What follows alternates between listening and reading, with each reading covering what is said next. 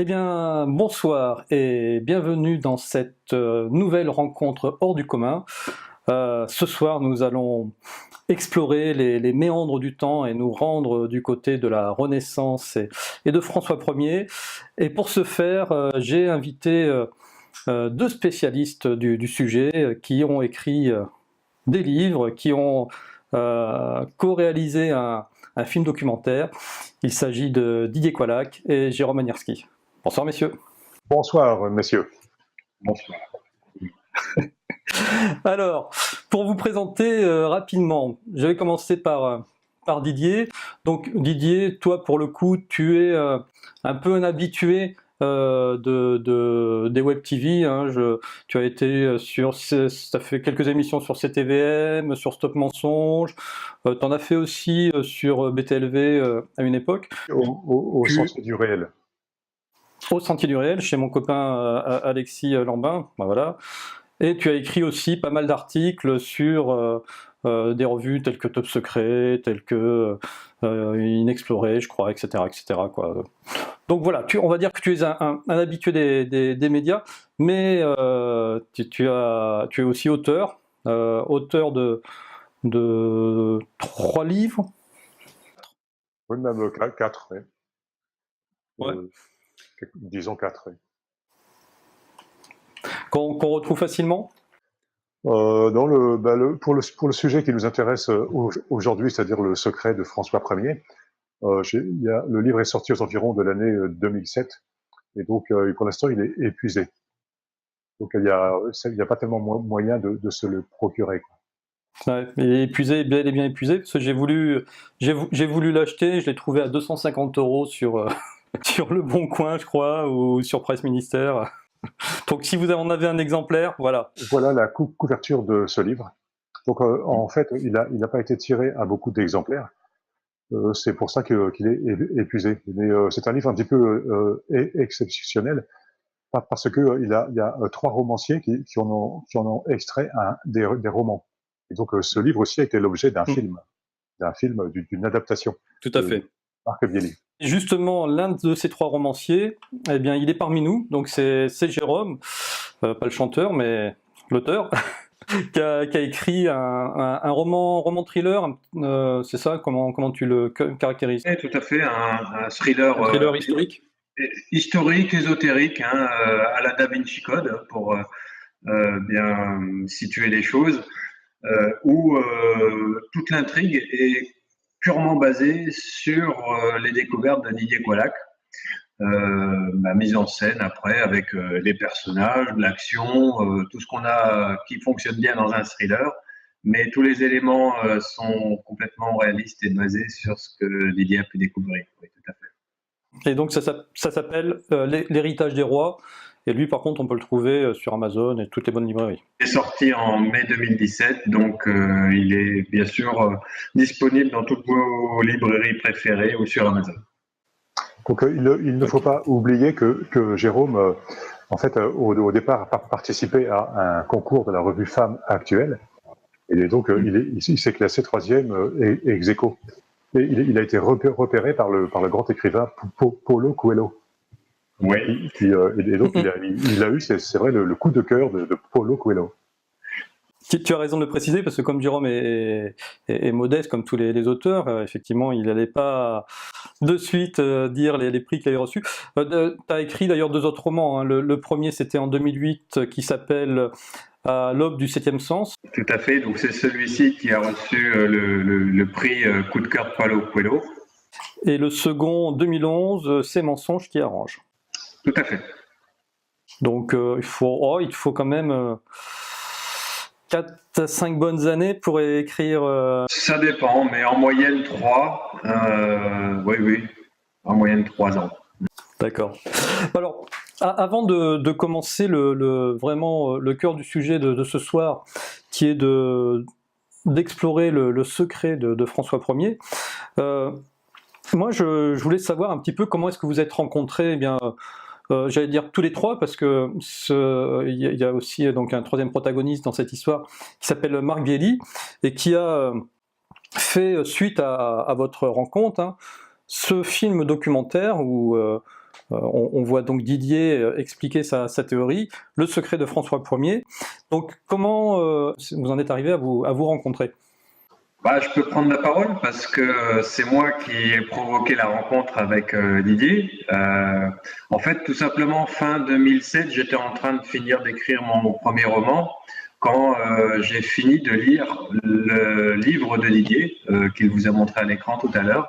Et quand je suis arrivé à la fin de ce livre, j'étais tellement bouleversé par ce que je venais de découvrir que je me disais c'est un super sujet de roman et qu'un jour je vais écrire un roman sur ce sujet-là. Du coup, j'ai directement contacté Didier qui avait très sympathiquement mis ses coordonnées à la fin du livre et j'y suis allé au culot et je lui ai dit bonjour, je me suis présenté et puis je lui ai proposé qu'on se rencontre et je me suis rendu chez lui.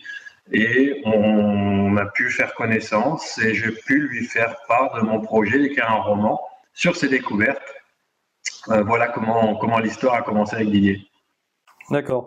Alors toi Didier, donc tu as un petit jeune qui arrive comme ça en te disant voilà, j'ai adoré ce que tu as fait, est-ce qu'on peut se rencontrer, discuter, monter un projet ensemble?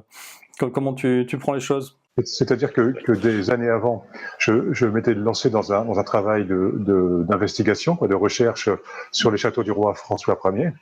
Et donc, il en a résulté un faisceau considérable de découvertes, avec la publication chez Nanki du livre Le secret de François Ier. Et à partir de là, j'ai été contacté d'une part par Jérôme et d'autre part par Marc Bielli. Et donc, Jérôme a eu l'idée assez rapidement de faire son roman, tandis que Marc, qui a un diplôme de cinéaste, eh bien, il s'est lancé avec ma collaboration au niveau du scénario. On a préparé le film qui s'appellerait Le secret de François Ier. Et je peux ajouter aussi que une autre personne encore m'a contacté, c'était Samuel Delage, à peu près à la même époque. Et lui aussi, il m'a dit, j'ai lu ton bouquin, ça m'a vachement intéressé, et je voudrais faire un roman. Voilà. Donc il y a deux romans qui se sont préparés en même temps, presque parallèlement, avec un film sur le secret de François Ier.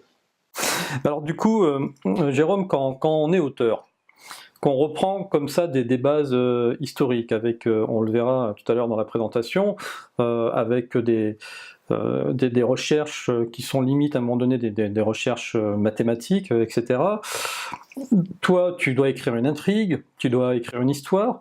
Est-ce que, au final, dans ta conception d'auteur, dans ton imagination, est-ce que tu trouves pas, sans le savoir, aussi des pistes qui se rapprochent de la réalité? Avant de commencer à écrire, je suis allé vérifier moi-même ce que racontait Didier dans ses livres, avant même de commencer à écrire. Donc j'avais commencé déjà à aller marcher sur ses traces, sur ses pas, pour me dire mais tout ça c'est bien vrai et c'est avec des vrais murs français, des vrais bâtiments français, de l'histoire française. Et donc, je savais que tout ça était vrai. Donc, je n'avais pas besoin d'inventer de nouvelles pistes sur le fond, puisque Didier avait largement déjà découvert ce qu'il fallait. Et j'en ai relaté que 10% dans mon roman, parce qu'on ne peut pas tout mettre. On peut mettre que simplement les éléments importants, saillants, visibles. Mais Didier est allé beaucoup plus loin que ça. Mais je ne pouvais pas tout mettre dans mes romans. Par contre, ce que j'ai créé avec mon avec mon cerveau, hein, c'est l'intrigue. Mes personnages, les protagonistes, les gentils, les méchants, et puis toute l'intrigue qui est autour. Ça, oui, par contre, j'ai recréé en fait, j'ai repris tout ce que Didier avait découvert et je l'ai mis en scène avec des personnages comme si c'était un cinéaste pour un film. C'est ça, tu lui as mis du relief. Okay. Tout à fait. Et donc, de votre rencontre avec Didier et avec Marc, est né donc un film documentaire, Le secret de François Ier. Durée, on a 1h33, donc on est dans une vraie, véritable durée de film documentaire, qu'aurait pu d'ailleurs passer dans des cinémas qui diffusent des films documentaires, qui aurait même pu d'ailleurs passer sur des chaînes culturelles comme Arte, etc. Et ça, c'est vraiment une question que je me suis posée, parce que j'ai vérifié, en tout cas, j'en ai pas trouvé la trace. Il n'est jamais passé ni sur Arte, ni sur RMC Découverte, ni quoi que ce soit. C'est-à-dire qu'il y a un véritable problème quoi, pour arriver à aborder certains sujets sur les grandes chaînes de télé. Et d'ailleurs sur les autres chaînes également. Quoi. C'est-à-dire que tant qu'on reste conventionnel dans des idées académiques qui sont reconnues, c'est bon. On peut faire un film documentaire sur Chambord, sur François Ier, ça passe. Mais dès qu'on touche à quelque chose qui est beaucoup plus parallèle, qui est méconnu, en apportant les preuves, là c'est plus difficile et en fait les chaînes ne sont pas intéressées. Oui, parce qu'effectivement, c'est pas du Stéphane Bern que vous faites, hein, on est bien d'accord. On va pas raconter la petite sauterie de telle duchesse avec tel duc, mais la qualité du film, elle est vraiment là, elle est vraiment présente. T'as un film comme La Révélation des pyramides, qui est quand même passé sur RMC Découverte, donc ça signifie quand même, il y a quand même un intérêt pour ces sujets-là. Il y a des séries américaines sur l'ufologie comme Alien Theory aussi, tu vois, qui passent. Donc, pourquoi un sujet comme celui-ci, ça peut gêner? Voilà, Antoine, parce que la révélation des pyramides, en fait, aussi beau que soit ce film, aussi réussi qu'il soit, eh bien, il reprenait des choses déjà connues depuis plusieurs décennies. Voilà. Alors que le secret de François Ier, c'est quelque chose qui, avant moi, en toute modestie, n'existait pas. Je suis la personne qui a découvert tout ça. Donc les gens ne s'attendent pas à ce qu'on leur parle d'un secret du château de Chambord. Ils ne s'attendent pas à ce qu'on leur parle d'un code qui est précis, qui est démontré, qui est avéré. Et donc ça peut surprendre, voilà. Effectivement, ça peut être une explication. Toi, de ton point de vue, Jérôme, tu l'expliques aussi de cette façon? Je vais tout à fait dans le sens de ce que vient de dire Didier. Par d'autres expériences également, je sais comment fonctionnent les médias actuels. Il y a des choses qu'ils ont le droit de dire, d'autres qu'ils n'ont pas le droit. On n'est pas, contrairement à ce qu'on pense, dans un pays qui respecte à 100% la liberté d'expression, ou en tout cas ce qu'ils croient, malheureusement, se fourvoient. Et tout ce qui peut sortir de cette nature, qui peut être très compromettante et remettre en question la version de l'histoire telle qu'elle nous a été enseignée par 5000 ans de religion judéo-chrétienne, oui, là, on peut tout à fait comprendre pourquoi ce genre d'information ne sort pas ou pas facilement. Au final, il y aurait plus de chances de voir un téléfilm tiré de ton roman sur des grandes chaînes, parce que là, on est dans du roman, donc du coup, ça devient de l'aventure, ça devient du Da Vinci Code, hein, comme on l'a dit, plutôt qu'un film documentaire. Alors, effectivement, on peut se dire ça. C'est d'ailleurs ce qui a motivé mon choix d'utiliser le roman comme vecteur d'information auprès du grand public pour l'informer sur des sujets peu courants ou pas ou peu méconnus. Donc forcément, les découvertes de Didier Colac tombent pile poil dans le truc. Et le roman a cette faculté, comme tu le dis Antoine, de pouvoir amener de l'information sans se faire trop remettre en question ou trop censurer. C'est plus soft qu'un documentaire qui est là pour démontrer quelque chose, comme celui de Marc Guély, et qui est très bien fait et qui met très bien en évidence ce que Didier veut démontrer. Donc on passe sur un autre outil de communication qui semble plus accessible, ou en tout cas qui peut passer plus inaperçu pour pouvoir fournir l'information. Ah ouais. C'est de toute manière le même procédé qu'a utilisé Bleuet-Dillot, je ne sais pas si vous la connaissez. Au début, ces informations, avant de les donner vraiment en nom propre, elle les donnait à travers des romans qu'elle appelait des romans ésotériques, le codex Sumérian, le Sumerian Codex. Voilà. Parce qu'effectivement, ça passe mieux sous forme de roman. Bon. Alors, du coup, nous, on va s'intéresser bien aux faits, hein, à ce que Didier a trouvé. Et puis, on va peut-être commencer par ce monsieur-là. C'est qui ce monsieur-là, Didier? Bien, ce monsieur, dont le portrait est très connu, c'est le roi François Ier, hein, un roi de France qui a régné dans la première moitié du XVIe siècle. Et donc, il a fait, en France, en fait, il a accompli la Renaissance, hein, la Renaissance qui était née en Italie. C'est-à-dire qu'il y avait un mouvement culturel avec des nouvelles idées, un courant artistique différent du Moyen-Âge. Et c'est François Ier qui a fait passer la Renaissance de l'Italie vers la France. Donc c'est pour ça que son règne a été particulièrement marquant. Voilà, et donc c'est lui qui a bâti les châteaux qui vont nous intéresser ce soir, parce que certains de ces châteaux, en fait, comportent un code. Ils sont pas placés n'importe où sur la carte. La décoration, la mise en place, il y a des détails qui sont très précis et dont on peut tout à fait interpréter. Voilà quoi, ce que ça m'inspire. Alors, là l'extrait qu'on va voir, Didier et Jérôme, donc c'est un extrait tiré du DVD Le secret de François Ier. On va attaquer le chiffre 8, parce qu'on verra que le chiffre 8, qui est donc aussi le symbole de l'infini, hein, en fonction qu'il soit vertical ou horizontal, il a son importance dans les trouvailles que tu as faites, les découvertes que tu as faites pendant combien d'années d'ailleurs? Moi, j'ai commencé ce travail en 1990. Donc les découvertes sont venues relativement facilement, hein, ça n'a pas résisté longtemps. Et donc d'année en année, donc 90, ça fait 25 ans, hein, un peu plus même. Mais bon, un quart de siècle. Un quart de siècle de recherche. Quelques années, je tenais l'essentiel du secret de François Ier. Allez, on regarde donc cette vidéo. Le plan du donjon a la forme d'une grande croix grecque délimitant 4 salles. Au deuxième étage, chacune de ces salles comporte 80 caissons de plafond.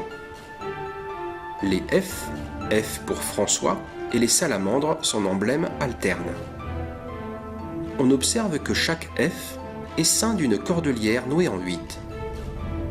Bien que sa présence soit discrète, nous avons déjà croisé cette cordelière sur le portrait du roi par Jean Clouet. Poursuivons notre ascension. La tour-lanterne s'élève à partir du centre des terrasses. Sur les ailerons, on voit facilement des grands disques ornés d'une salamandre, animal emblématique du roi. En fait, la tour-lanterne porte 8 grandes salamandres et 8 grands F, mais les F sont presque invisibles du sol, des terrasses ou même des fenêtres. On ne voit que la tranche des disques. N'est-ce pas étonnant? Le roi de France fait sculpter 8 magnifiques médaillons très aboutis et qui portent son initiale F, et personne ne peut les voir. Pour les apercevoir, malhabilement, il est impératif d'emprunter le petit escalier de la lanterne, ce qui ne devait pas être autorisé à la légère. Le roi veut-il réserver la vision de ces 8 disques à lui seul? Curieux égoïsme, c'est un non-sens architectural. Au cours de notre brève visite, n'avez-vous rien remarqué d'étonnant? 80 caissons, des cordelières nouées en 8, les 8 grands F, les 8 grandes salamandres de la tour-lanterne, encore et toujours 8. Observons des représentations de François Ier. Sur ce portrait de Van Clèves, le roi arbore un pourpoint orné de nœuds en 8. Ici, la croupière du cheval montre des entrelacs en 8. En tant que roi de France, François Ier était le grand maître d'un ordre chevalier de l'ancienne royauté, l'ordre de Saint-Michel. Il présidait les réunions et portait le collier de l'ordre. Détail intéressant, lorsqu'il accéda au pouvoir, il modifia le collier de Saint-Michel. Il y inséra une série de 8. Le nœud en 8 est l'emblème de la famille de Savoie à laquelle se rattachait François par sa mère, Louise de Savoie. D'accord, mais cela n'explique pas la mise en scène énigmatique du 8.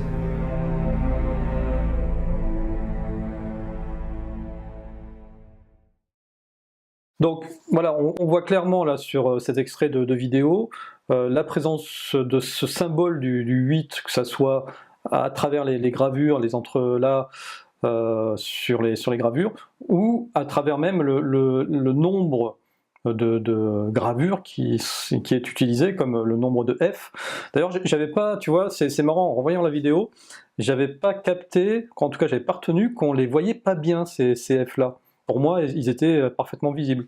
C'est-à-dire qu'au sommet du château de Chambord, sur les grands disques, qui sont pratiquement invisibles du regard, hein, donc c'est assez mystérieux, puisqu'il y a 16 grands disques et 32 cryptogrammes en 8, que l'on verra tout à l'heure, et on ne les voit pratiquement pas, quoi.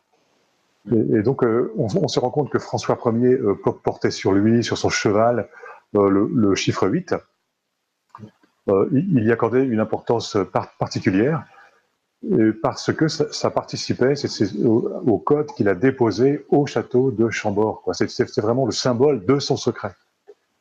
D'accord. Et du coup, toi, comment tu arrives à tilter sur ce 8 ? Comment tu arrives à dire... C'est ça. Alors, c'est-à-dire que si on s'intéresse à François Ier et qu'on visite le château de Chambord, on se rend compte de choses un peu énigmatiques, quoi. Sur ces portraits, il y a facilement des 8 qui se baladent. À Chambord, donc les cordelières sont nouées en 8. Au sommet du château de Chambord, il y a le cryptogramme en 8 qui est là. On ne le voit presque pas, donc forcément ça questionne. Et en fait, tout le personnage de François, mais surtout ses constructions, il y a des tas d'éléments qui sont mystérieux et qui ont été créés exprès pour attirer l'attention et pour créer un questionnement. Et simplement, on est un petit peu leurré par les historiens diplômés qui eux, ne s'y intéressent absolument pas. Pour un historien diplômé, le mystère de l'architecture ancienne n'existe pas.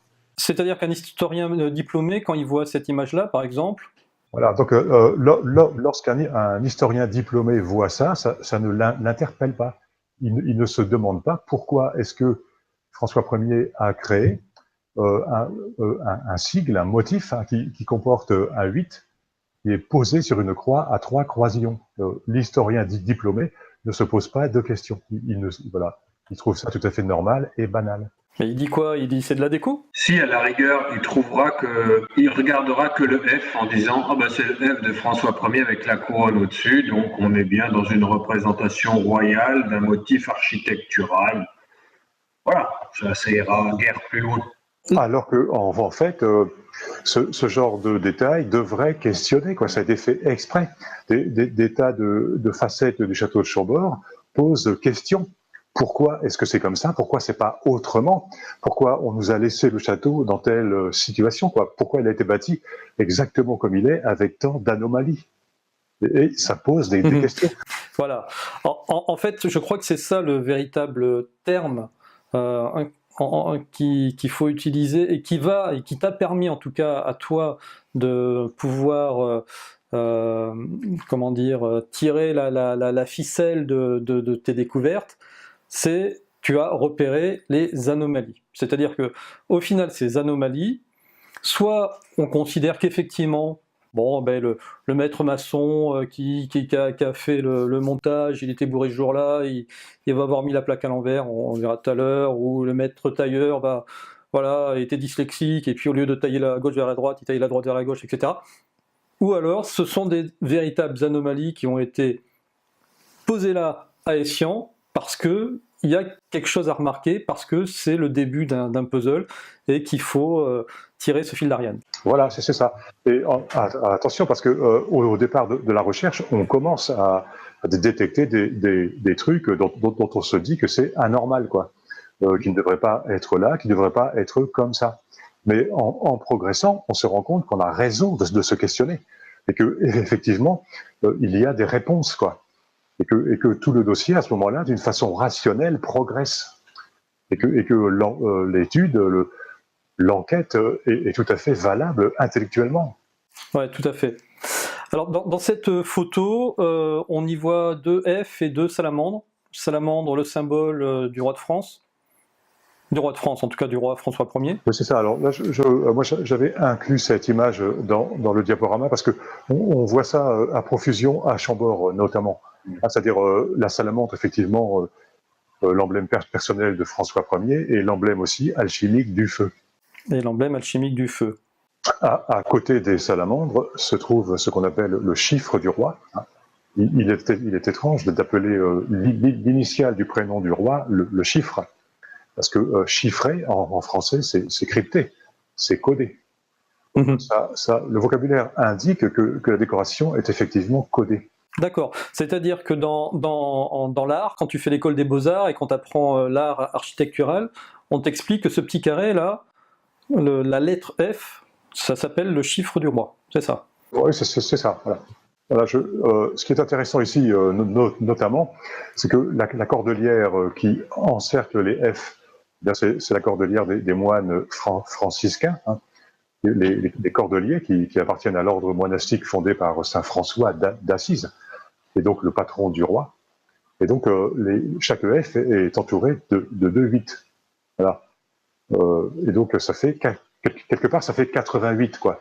Or il existe dans la Kabbale, la tradition ésotérique juive qui a été reprise en Occident, en France, à l'époque justement de François Ier.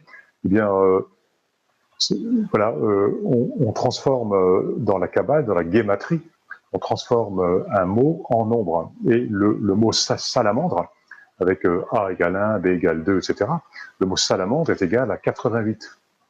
Or, tous ces plafonds-là, hein, si on peut passer à la vue suivante, la diapo suivante va montrer en fait la largeur de la salle dans laquelle se trouvent ces plafonds-là. Il y en a 4 qui forment une croix à Chambord, et ces salles-là mesurent 8,80 m de largeur, quoi. Donc 8,8. Donc on se rend compte que, aussi étrange que ça paraisse, on ne s'y attend pas, mais cette décoration est le but un des buts de la décoration, c'est d'indiquer que les constructeurs connaissaient très bien l'unité de mesure mètre. Voilà. Et donc, ils nous font signe qu'ils se sont rendus tout à fait compte que les salles font 8,80 m, quoi. Et donc là, par exemple, vous avez une raison pour laquelle les documentaires de Didier Coillac ont du mal à passer, parce que le mètre n'était pas censé être connu à la Renaissance. Il a été officialisé vers la Révolution, juste après. Donc là, vous commencez déjà à toucher un sujet très sensible par rapport à la science, par rapport à beaucoup de choses qui touchent à l'ésotérisme et à l'histoire de l'humanité d'une manière générale, d'où pouvaient bien avoir les bâtisseurs de la Renaissance la connaissance du maître. Voilà. Donc c'est finalement assez banal de trouver le maître dans le passé, quoi, antérieurement à la Révolution.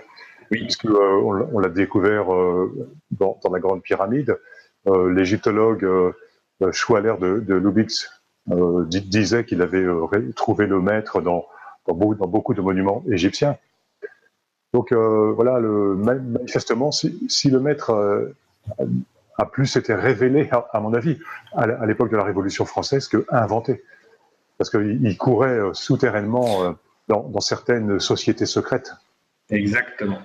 Oui, on va y revenir sur ces sociétés secrètes, parce que je pense que en dehors de l'objectif, du trésor peut-être à la fin à trouver, c'est surtout l'intelligentsia qui a eu au-dessus de tout ça, qui a créé tout ce puzzle, ou c'est peut-être là la véritable question, c'est comment est-ce qu'ils en sont arrivés à ça, mais on y reviendra. Moi, je voulais juste te poser une question pour que les téléspectateurs comprennent bien comment est-ce à quoi est-ce qu'il faut s'attacher comme détail. Parce que là, si on regarde le détail de cette photo, effectivement, donc sur les F sur lesquels je suis en train de zoomer, on voit donc T2-8, donc qui forme 88, la guématrie de Salamandre. Mais pourquoi est-ce qu'on ne s'attache pas aussi, je ne sais pas, hein, c'est une question, au fait que là il y a un nœud avec 3 nœuds les uns sur les autres, au fait qu'il y ait 3 trous formés par les F, au fait qu'il y ait, je ne sais pas ce que c'est comme fruits, si ce sont des baies, du hou, peut-être que tu pourras nous dire pourquoi est-ce que c'est par grappe de 3. Toi, est-ce qu'il y a d'autres symboles sur lesquels il faudrait s'arrêter en plus de ces 8, ou est-ce que au contraire ils font un mélange entre les véritables symboles et la déco? Et je pourrais faire le même raisonnement sur la salamandre. Tu vois, pourquoi est-ce que la salamandre elle crache 1, 2, 3, 4, 5, 6, 7, 8, 9, 10, 11, 12 flamèches, elle tourne la tête vers la droite, est-ce que ça veut dire quelque chose? Voilà. Où est-ce qu'on s'arrête en fait dans ce genre d'indices?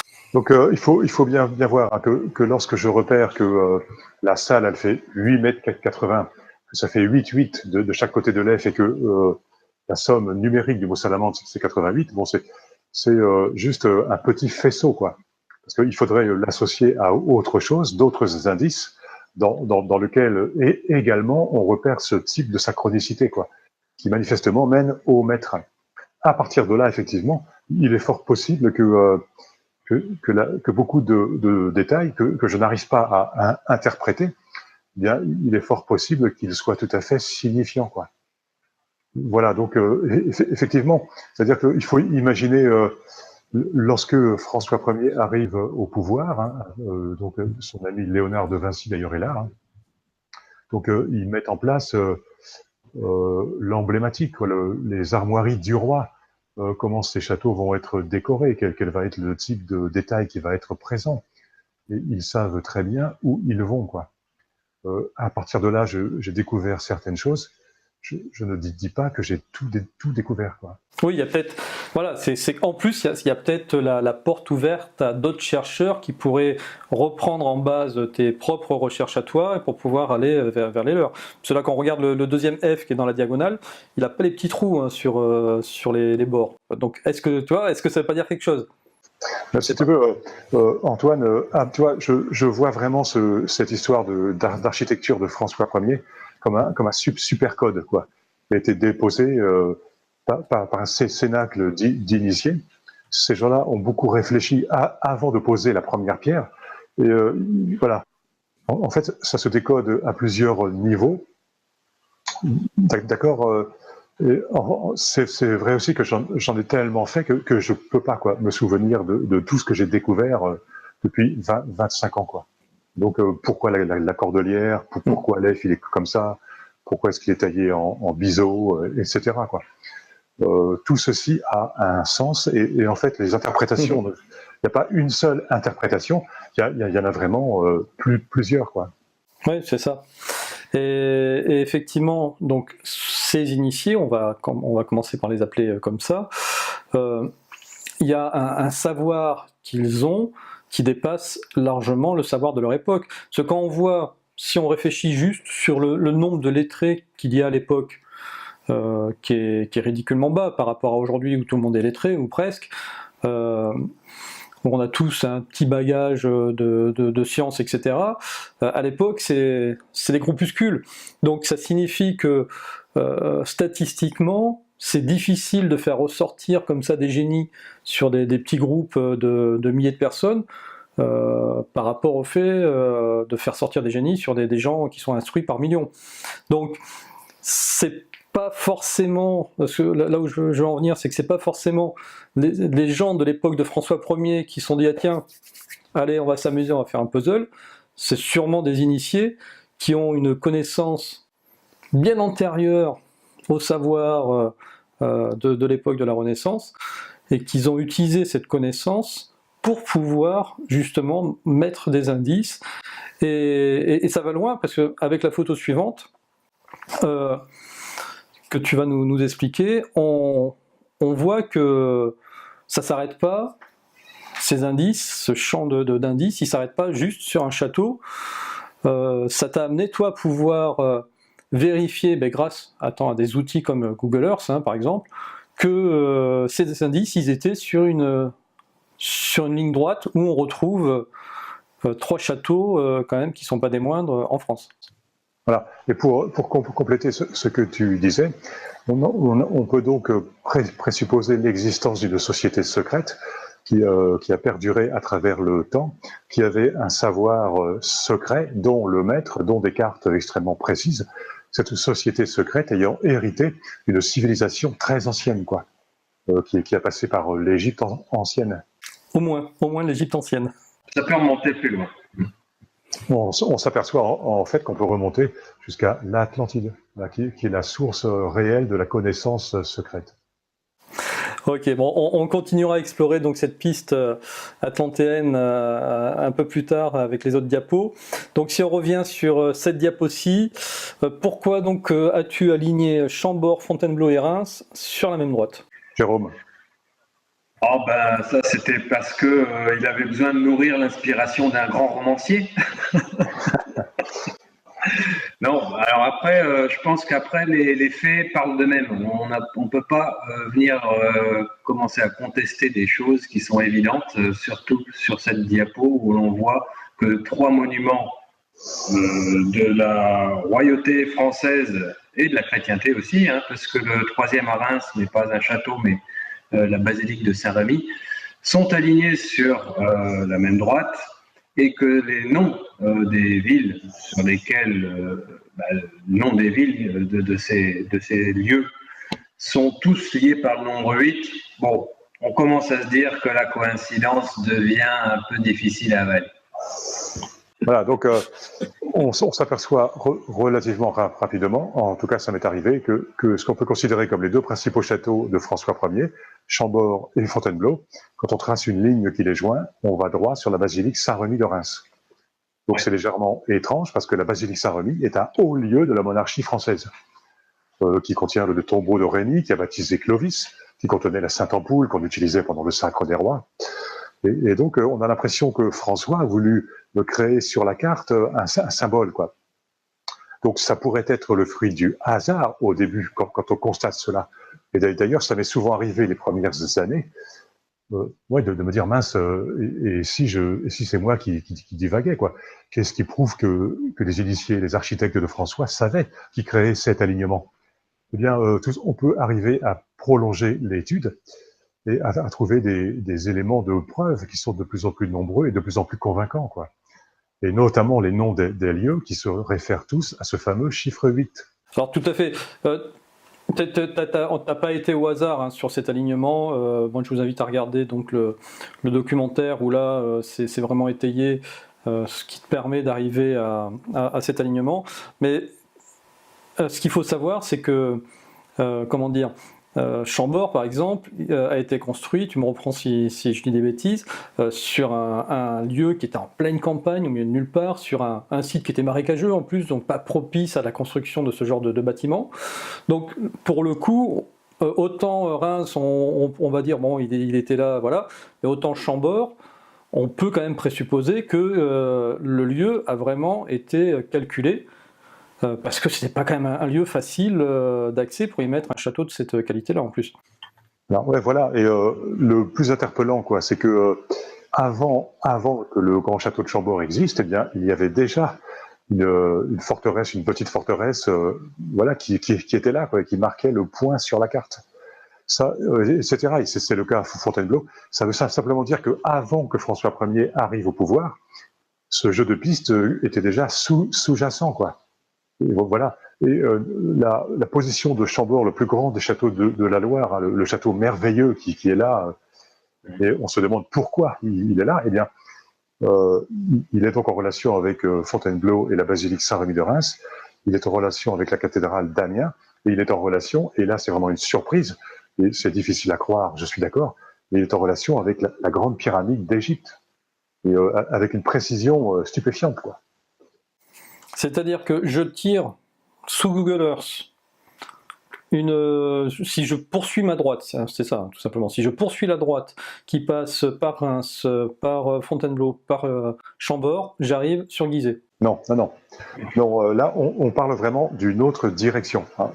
Ce n'est pas dans le même sens, mais quand on trace une ligne qui va du centre du château de Chambord au sommet de la grande pyramide d'Égypte, on a exactement 3200 km pile.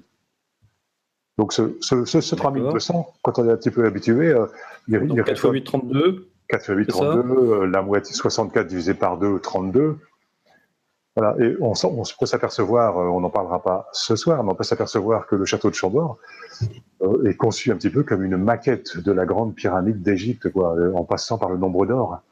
Et c'est merveilleux parce que ce sont des faits, quoi. C'est pas de la philosophie, c'est pas une vision. C'est un assemblage de faits qui mène à une certaine conclusion. C'est vraiment extraordinaire. Alors comment est-ce qu'ils ont fait ça? Comment ils pouvaient avoir des infos sur la grande pyramide? Ça reste énigmatique. Donc effectivement, ça pourrait donner lieu à une autre émission sur le sujet si ça vous tente. Moi je voulais quand même poser une question au romancier. Jérôme, donc, quand tu es romancier, quand tu dois expliquer que à l'époque, sans matériel de géomètre, sans satellite, sans GPS, etc., ils arrivent à aligner parfaitement. On est à l'ordre de quoi? Un écart de 100 mètres, je crois, par rapport au centre de je ne sais plus lequel des trois. Comment est-ce que le romancier, lui, arrive à trouver les explications, tu vois, rationnelles qui font paraître ça relativement facile à comprendre? Alors déjà, il est obligé de mettre en scène des personnages ouverts, comme le disait Didier.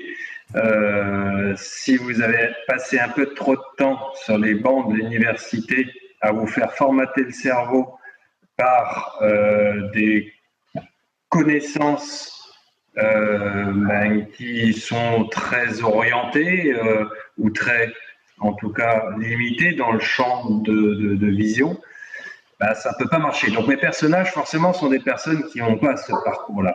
Des personnages qui sont ouverts, autodidactes, comme Didier.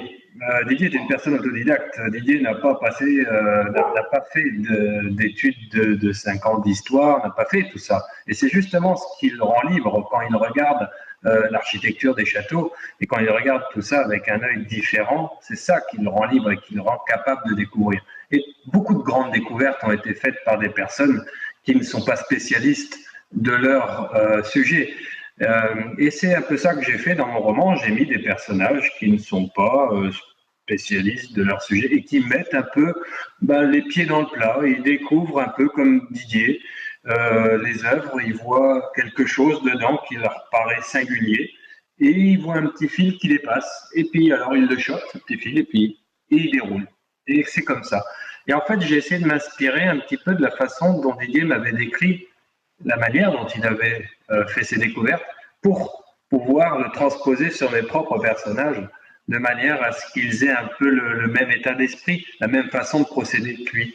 Alors bon, je l'ai fait à ma sauce, mais je pense que ça c'est vraiment la base du roman dans la façon de faire découvrir à la fois à mes personnages et donc au lecteur tout ce codage.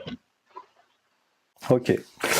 Alors, on va continuer donc notre investigation avec ce fameux F inversé qui est vraiment l'anomalie qui a peut-être tout déclenché, la reconstitution du puzzle.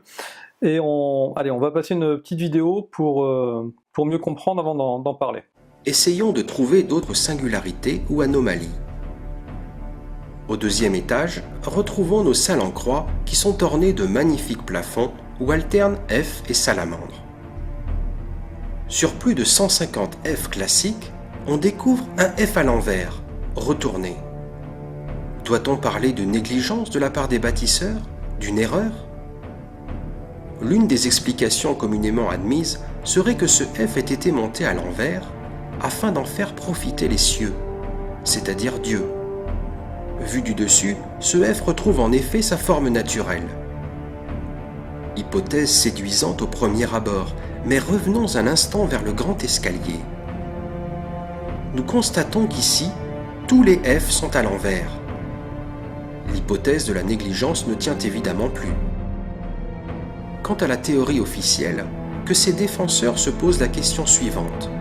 Si le F inversé des salles en croix s'adresse à Dieu, qu'en est-il des F inversés du grand escalier? Didier propose une autre explication, d'ordre mathématique, à un tel agencement. Regardons la position du F retourné dans son plafond propre, parmi les 80 caissons.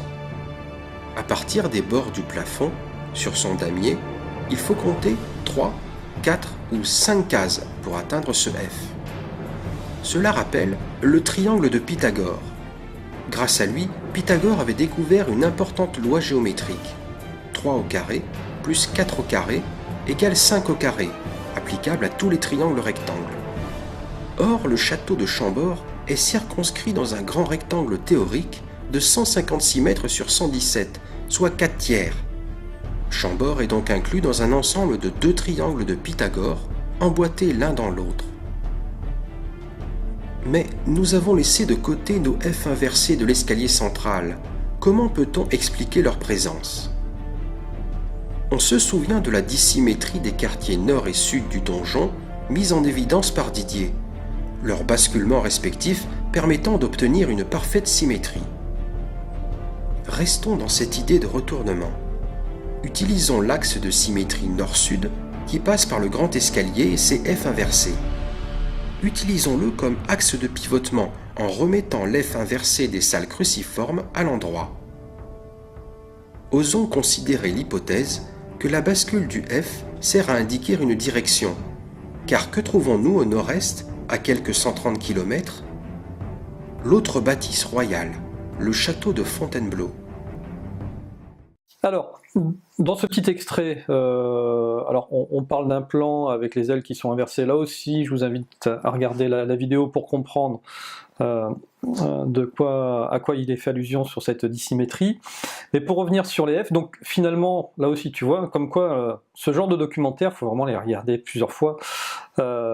Moi je n'avais retenu qu'il n'y avait qu'un seul F inversé, alors qu'en réalité, donc c'est sur cette voûte de 80 cases, il y a ce F inversé, ce qui permet de retrouver le triangle 3, 4, 5. Alors si le triangle 3, 4, 5, vous ne savez pas ce que c'est, soit effectivement vous reprenez les cours de 5e de mathématiques, théorie de Pythagore, on va vous expliquer, ou sinon je vous invite à regarder les podcasts de Howard Crust qui explique ça très très bien avec justement Google Earth, etc.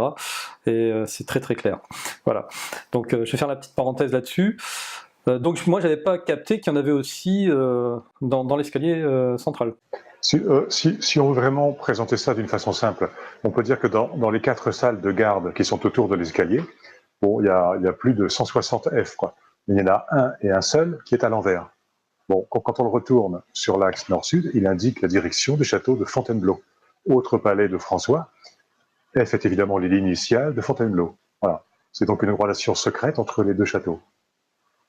CQFD, effectivement, Didier vient de décrire en quelques mots le sens profond, architectural de cette singularité de ce F inversé.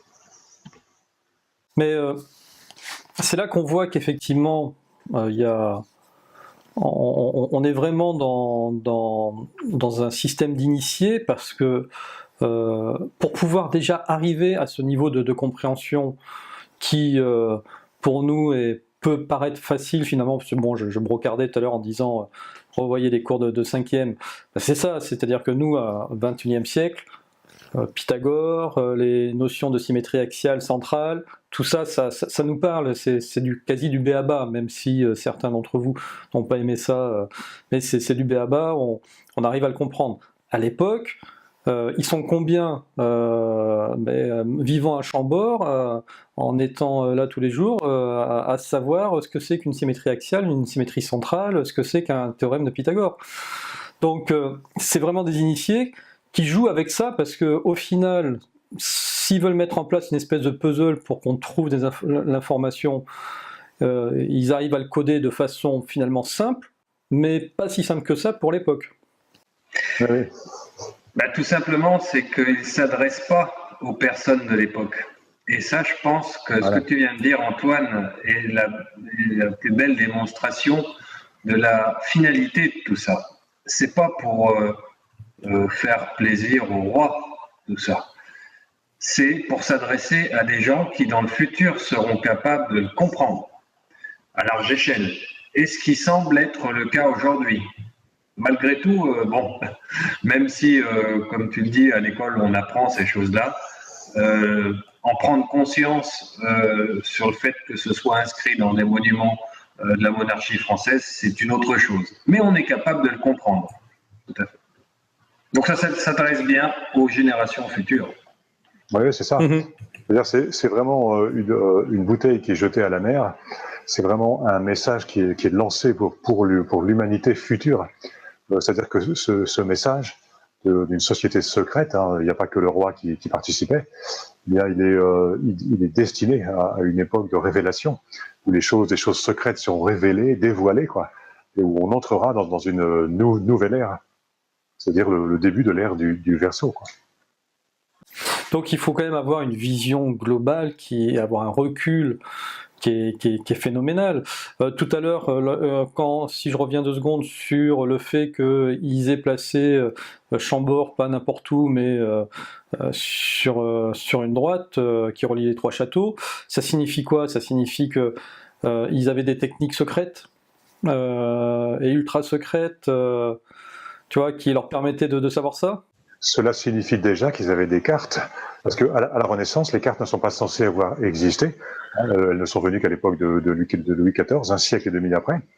Alors que là, ils mettent en place un alignement sur 260 km. Ils alignent quasiment précisément trois monuments, quoi. Donc il fallait donc qu'ils aient des cartes et qu'ils s'appuient sur des documents, quoi. On peut le penser. Et, voilà. Donc voilà, donc ces initiés, voilà, qui avaient une technologie, on va dire, au moins avancée pour l'époque, qui avaient une vision du futur en se disant de toute manière, dans un plus ou moins lointain futur, les gens seront capables de décoder. Donc ça signifie qu'ils avaient accès à une connaissance peut-être ancienne, en miroir, en se disant l'humanité va peut-être réussir à revenir comme elle a été à un moment donné. Oui, c'est ça. C'est très bien dit. Manifestement, les codeurs, on va dire, de la Renaissance savaient qu'on arriverait à une époque où la révélation serait facilitée pour une raison mystérieuse et que le truc, tôt ou tard, sera dévoilé pour le bénéfice de l'humanité, quoi. Il fallait combien de temps pour construire un château comme ça? Déjà, François Ier a passé les 32 années de son règne à le bâtir, hein. Malgré les problèmes financiers et tout, il a toujours visé quand même à ce que les travaux à Chambord continuent. Ensuite, Henri II a bâti la chapelle parachevée, et Louis XIV, après, un grand passionné aussi d'architecture, avec son Versailles et tout, qui a continué le code. Il a vraiment colmaté, restauré Chambord. Donc, il a fallu de toute façon, on peut dire, plusieurs décennies. Donc, ces fameux initiés, finalement, ils savent très bien qu'ils verront peut-être pas la fin de leur encodage. Donc, il faut vraiment qu'il y ait une espèce de continuité dans une sorte de chefferie de projet, hein, si je veux reprendre des termes modernes, qui chapeaute tout ça pour pouvoir être sûr que tout soit correctement codé et que ça perdure. Oui, et c'est justement ce que j'ai voulu montrer dans mes romans, parce que c'est facile de faire une fiction basée que sur le codage que Didier explique, mais moi j'ai voulu mettre ça dans une dimension beaucoup plus large. Celle dont tu parles, c'est dans la dimension dans l'histoire, pour montrer que c'est pas tombé comme ça sous le règne de François Ier comme par hasard, comme ça, mais que ça avait déjà une histoire. Et que ça s'est pas fini à sa mort, ça s'est continué dans les règnes des rois suivants. Et donc, je me suis amusé à imaginer un Louis XIV reprenant l'œuvre de son ancêtre pour pouvoir la continuer et motiver tous les efforts qu'il a déployés pour construire notamment Versailles. Voilà, simplement. Donc ça signifie que dans Versailles, il y a peut-être du code, on verra peut-être plus tard, et puis dans les constructions suivantes, il y a peut-être du code. Et la question c'est, quand est-ce que le codage s'est arrêté? Est-ce qu'il s'est arrêté avec la royauté? Est-ce qu'il continue aujourd'hui? Je sais que, je ne sais plus dans quelle interview, Didier, on t'a posé la question, aujourd'hui est-ce qu'il y a encore des codes? Et puis tu t'avais répondu, sûrement, mais je ne veux pas le savoir parce que ça m'inquiéterait de le découvrir. Ça m'avait fait rire ça, comme réponse. Oui, c'est-à-dire que on s'aperçoit petit à petit qu'on met le pied sur un terrain auquel on ne s'attendait pas. Oui. On ne sait pas exactement à notre époque s'il y a des gens qui connaissent tout ce secret fabuleux. Donc voilà, moi, oui, j'ai un réflexe, je reconnais de peur, me dire mince. Donc par principe, je ne touche pas au monument actuel, je ne touche pas au monument de François Mitterrand. Je reste juste dans l'ancien régime. Mais il n'est pas exclu il n'est pas exclu que dans la franc-maçonnerie, qu'au pouvoir, que les plus hautes personnalités de l'État, bien sûr, soient au courant de ce secret. Et voilà, et je ne sais pas ce qu'ils font avec ou quoi. Voilà. Oui, au courant ou pas. Après, on verra ce qu'il y a à trouver derrière. Alors si on reprend la suite des événements, donc on a vu qu'il y avait des anomalies avec les F, et tu as aussi trouvé des anomalies avec les salamandres. On va regarder ça de suite. Achevons notre visite du château de Fontainebleau par la galerie François Ier, où s'illustrèrent les maîtres italiens Primatis et Rosso. Ce dernier est notamment l'auteur de ce tableau, dans lequel François Ier est étrangement représenté par un éléphant. La galerie est un couloir de 65 mètres de long d'une richesse incomparable, dont il serait trop long de décoder tous les mystères. On remarquera cependant dans la décoration des dizaines de salamandres, l'emblème du roi. Elles sont représentées de profil, de façon classique, sauf deux spécimens qui se démarquent. Ces deux-là sont figurés différemment, en vue verticale. Étrange, que nous réserve donc cette anomalie? Cela donne envie de regarder la galerie du même point de vue, en vue verticale. Notre intuition est récompensée.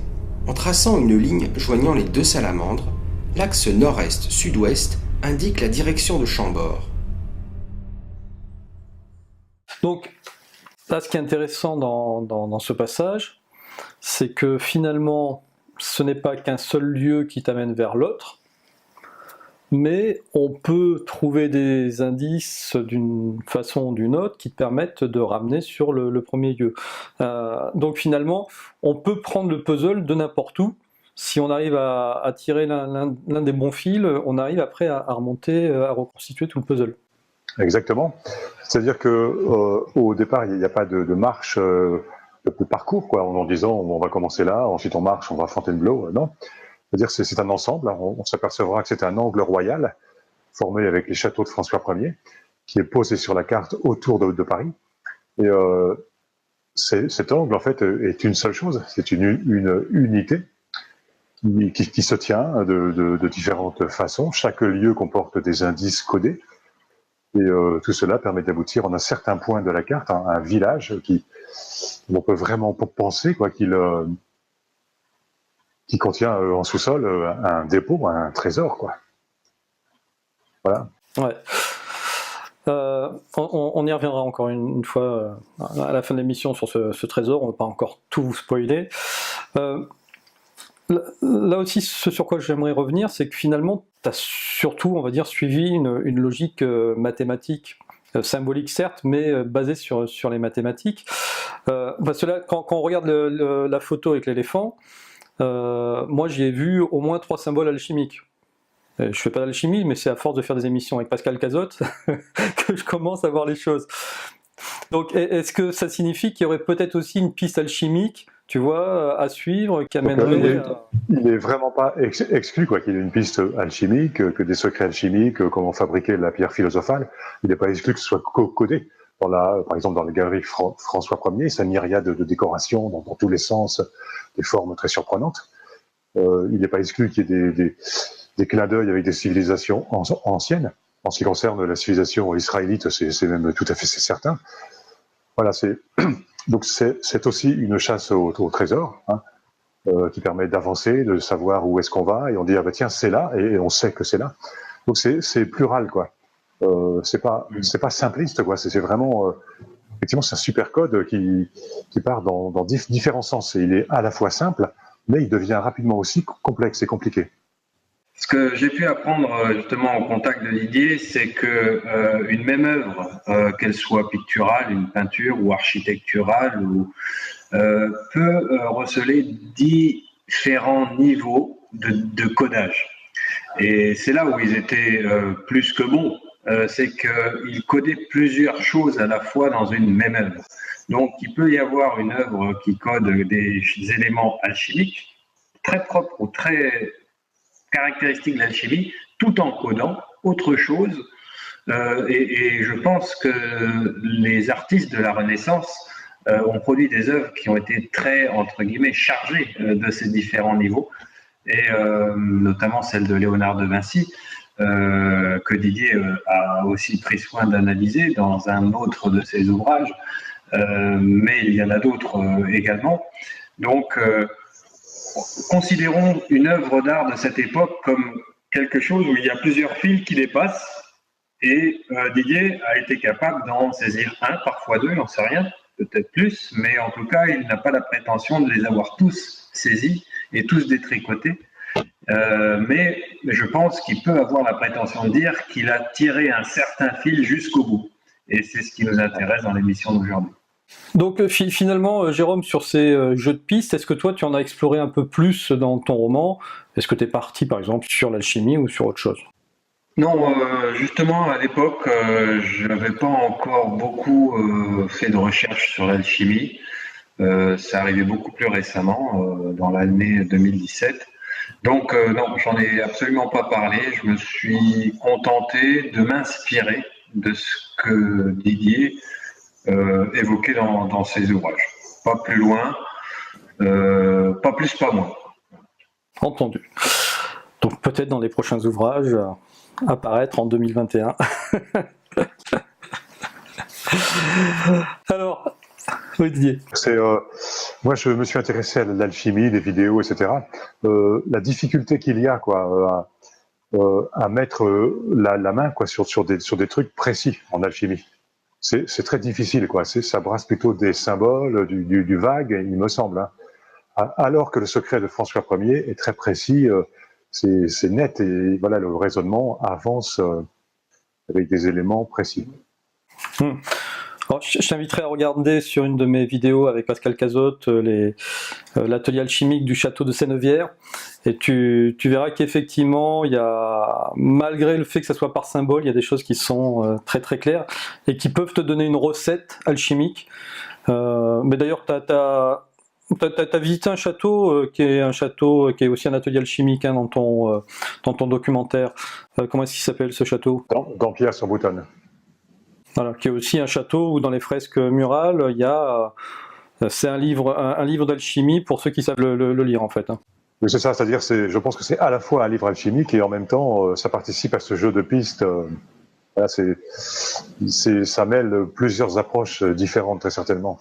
C'est ça, c'est plusieurs niveaux de lecture. De toute manière, tu sais, c'est ce que disait mon ami Rudy Jacquier dans ses recherches sur Rennes-le-Château, où lui, par rapport à ses découvertes, il a suivi ces 3 ou 4 pistes différentes qui, au final, l'amènent au même endroit.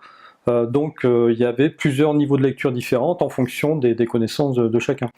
Donc, d'un autre côté, ça semble logique, c'est-à-dire, si vraiment le secret que l'on cache derrière ce puzzle est d'une importance capitale pour la future humanité, ce serait dommage de le baser que sur une seule piste.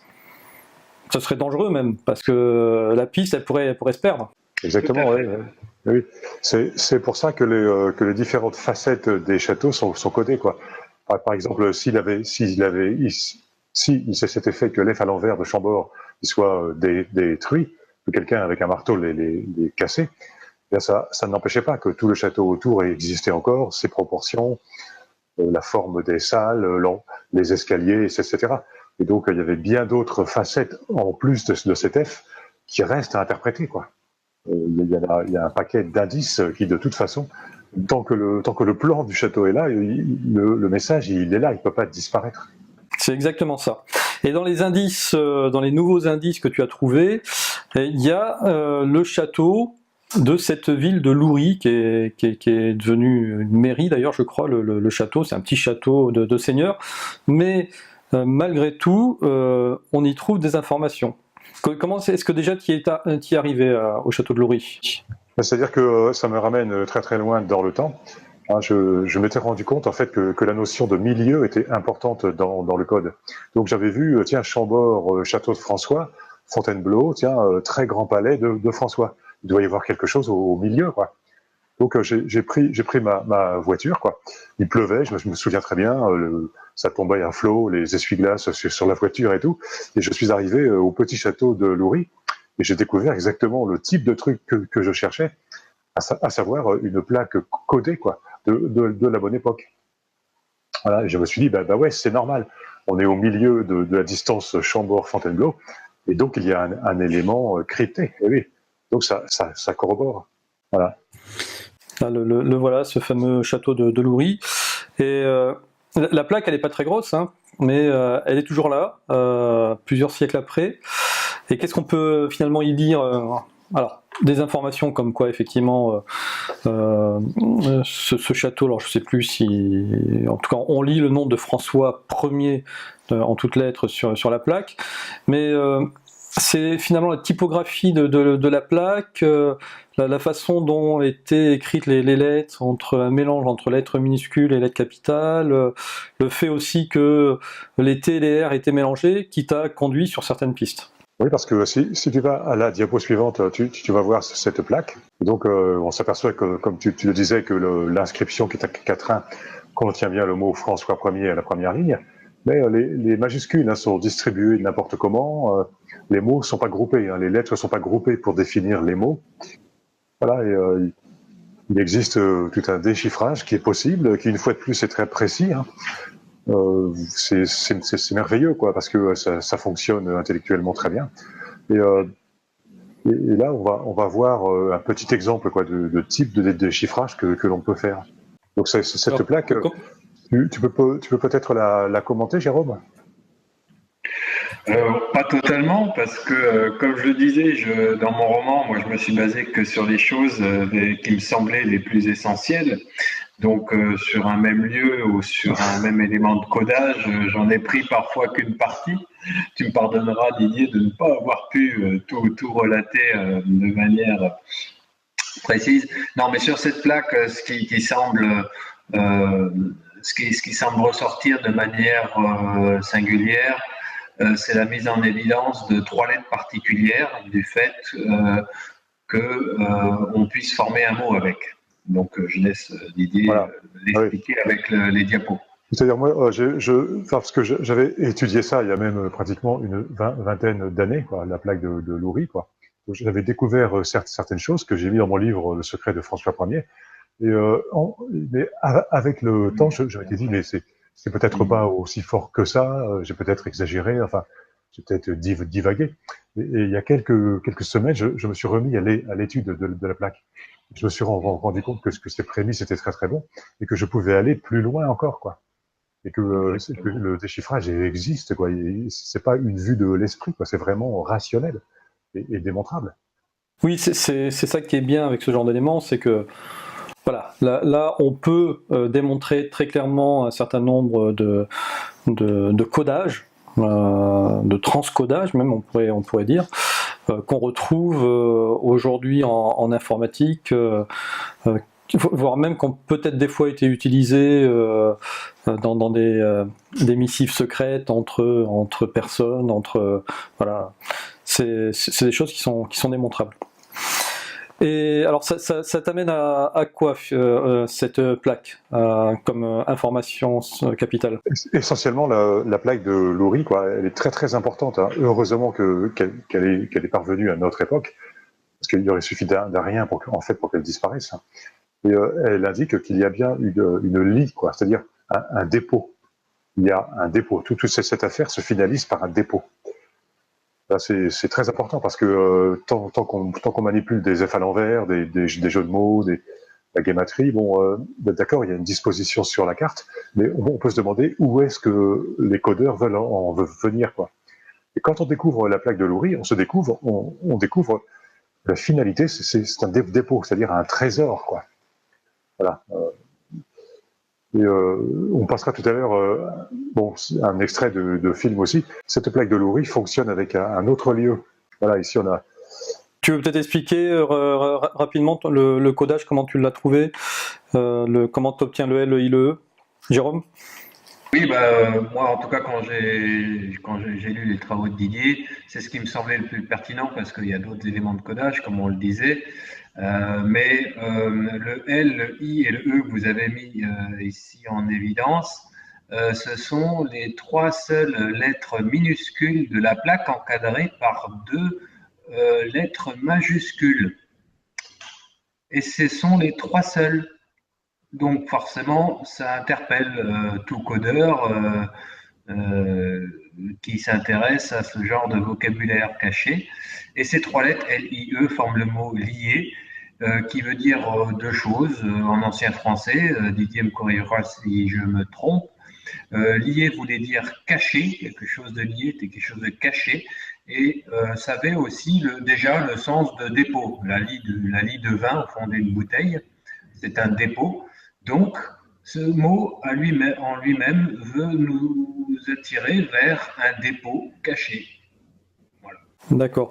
Alors par contre là, il faut juste quand même que tu nous précises bien, parce que tu dis les lettres minuscules encadrées de majuscules, et je ne les vois pas. C'est-à-dire que là, sur le FLE, je vois un F minuscule et un LE majuscule. Donc on a bien un F majuscule et un E majuscule qui encadrent une lettre écrite en minuscule. Ah oui, d'accord, le F, là c'est la typographie d'un F majuscule qui a été écrit en petit, mais effectivement quand on regarde le F qui est ici, il est minuscule, d'accord. Ils savaient très bien brouiller les cartes parce qu'il ne fallait pas que ce soit trop évident non plus, trop facile à décoder. Ils ont joué sur la taille des lettres pour embrouiller, effectivement. Et sur la suivante, on retrouve aussi l'information LIE. Sur la suivante, on s'aperçoit que toutes les lettres L sont suivies soit d'un E, soit d'un I. Voilà. D'accord. Donc c'est juste LIE, quoi. Voilà. D'accord. Qui est moins probant pour le coup comme démonstration que la précédente, je trouve. Qui est surtout plus difficile à trouver. Parce que vous avez au moins, je sais pas, 1, 2, 3, vous en avez 7 des éléments-là, alors que dans l'autre, vous en avez que 3. Donc, c'est plus difficile à décrypter, ça. Voilà, et en fait, c'est avec ce genre de remarques, quoi, de constats, que l'on s'aperçoit que toute la plaque est codifiée pour indiquer la lie, ainsi que le mot alien. Donc, je résume. Alien qui signifiait qui vient d'une terre étrangère.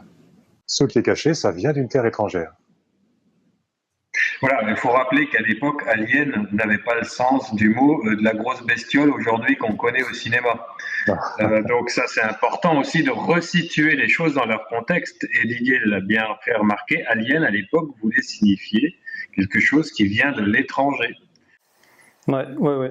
On est d'accord, parce que sinon tu as tout un tas d'ufologues là qui regardent la chaîne qui vont nous tomber dessus en nous disant de quoi vous parlez là les amis. On est d'accord. Alors, ce mot lit sur cette plaque toute seule, finalement, n'apporterait que très peu d'indications, sauf si on pouvait justement le relier à notre tétragramme dans le cimetière de Saint-Barthélemy. Alors, comment est-ce que tu y arrives au cimetière de Saint-Barthélemy? Alors donc, le cimetière de Saint-Barthélemy est au milieu de la ligne Fontainebleau-Reims. Le milieu exact, c'est devant la porte du cimetière. C'est incroyable.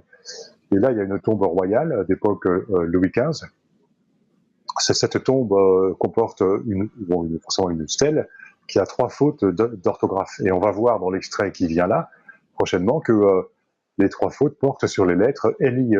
La même chose qu'il y avait à Lourey. Ok. Alors, toujours pour comprendre la démarche du chercheur, hein, vous avez 3 points, donc Chambord, Fontainebleau, Reims.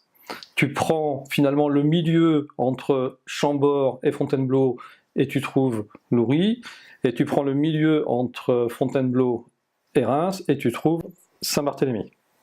Bingo. Si je résume. Voilà. Et ces deux milieux se complètent. Allez, on regarde la vidéo, on la commente après.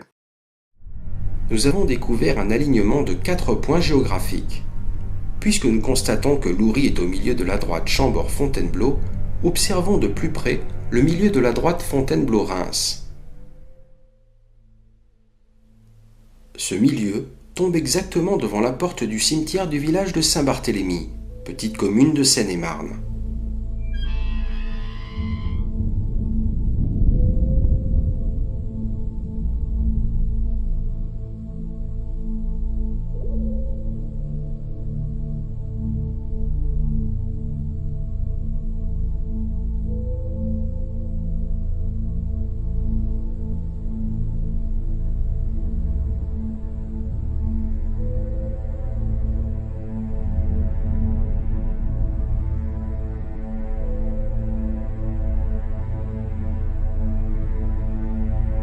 Si aucune tombe ne semble dater du XVIe siècle, l'une d'entre elles attire tout de même notre attention par son caractère royal. La tombe est celle d'une dame de compagnie d'une fille de Louis XV, Élisabeth, marquise de Flamarens. Nous ne sommes donc plus à l'époque de la Renaissance, mais les résultats que nous allons obtenir ne nous feront pas regretter cette incursion. La tombe comporte 3 inscriptions funéraires couvrant 3 côtés du support de la croix. Remarquons tout d'abord la hauteur des chiffres gravés, plus précisément le 8. Aussi étonnant que cela puisse paraître, en particulier pour la tombe d'une marquise, la première stèle est porteuse d'une faute d'orthographe. Le prénom Élisabeth est écrit 2 fois. La première mention est correcte, mais il manque un « i » à la seconde mention. La deuxième stèle contient, elle, 2 fautes d'orthographe. Les initiales Colaf reprennent en abrégé le nom de la personne décédée, Élisabeth Olympe Louise Armande Félicité. Le C de Colaf est une erreur, il devrait y avoir un E à la place, le E de Élisabeth. Un peu plus bas, le mot fille est mal orthographié, il est écrit filet. Le graveur a écrit un E à la place d'un L. Ces 3 fautes, et il n'y en a pas d'autres, révèlent 3 lettres manquantes. L, I, E, la li, les mêmes lettres dévoilées par la plaque de Loury.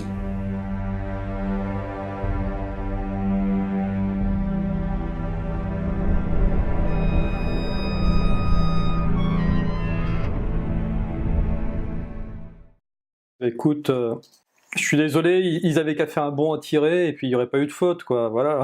Ah, c'est une très belle démonstration, hein, cette séquence-là est à mon avis très pertinente. Il n'y a pas grand-chose à rajouter. Non, puis c'est vrai que c'est ça qui est cinglé, c'est que quand on réfléchit bien, voilà, tu arrives sur ce cimetière. Je me mets 2 secondes à ta place. Tu arrives sur ce cimetière, tu sais pas ce que tu vas chercher, tu sais pas ce que tu cherches, tu sais pas ce que tu vas trouver.